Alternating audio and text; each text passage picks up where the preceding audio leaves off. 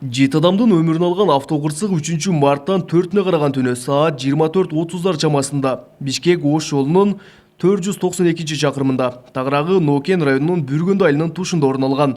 Анда Бишкекти көздөй багыт алган Mercedes-Benz Vito үлгүсүндөгү унаанын айдоочусу уктап кетип, өз жолуна келе жаткан Honda Jazz үлгүсүндөгү жеңил унааны сүзгөн. Баткен облусунун Кызылкыя шаарынын тургунунун башкаруусунда Mercedes-Benz Vito өзүнүн 8 жүргүнчүсү менен Бишкек тарапты көздөп барат. Алдын ала маалыматтарга караганда уктап кеткен.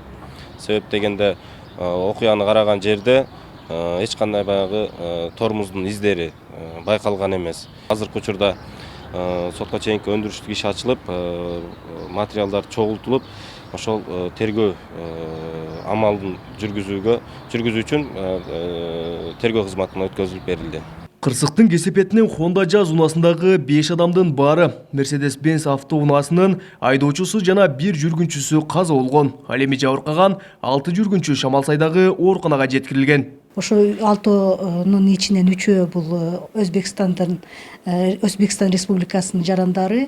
Экөөнүн акыбалы өтө оор, бирөөнүкү орточо оор, 3-өө канааттандырарлык десек болот да.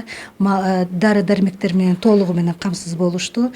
Ал эми Кочкор Ата аймактык ооруканага түнү ушу саат 4 чамасында 7 жарандын өлүп сөөктөрү жеткирилди. Алар эми ошо укук коргоо органдары тарабынан териштирилип, анан кийин ушу туугандарына берилет.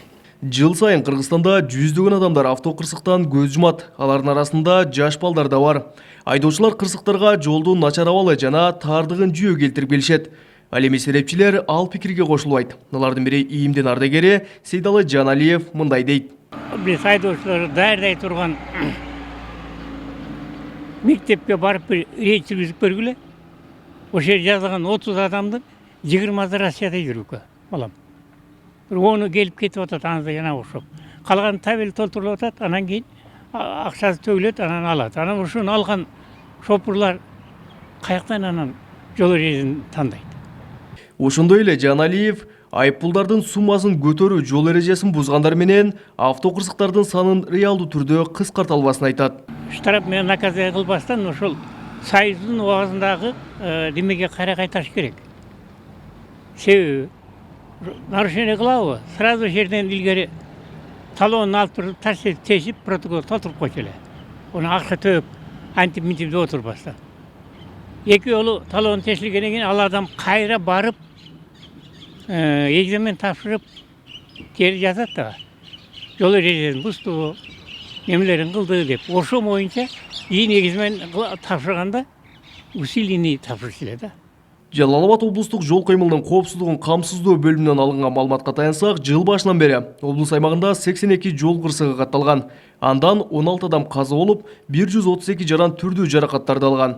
Ал эми транспорт кырсыгынан массалык түрдө адамдардын каза болгон учуру 4 айдан бери алгачкы ирет катталды. Кабылбек Учкунбай уулу, Тынчбек Доолдаев, Жалал Абад облусу.